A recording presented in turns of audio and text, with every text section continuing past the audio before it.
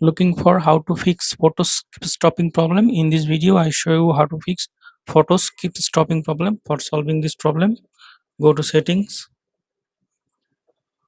scroll down, then go to apps. Now search for photos,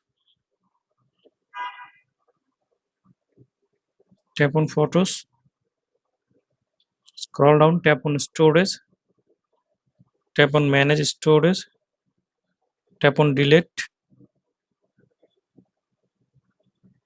Now open photos app.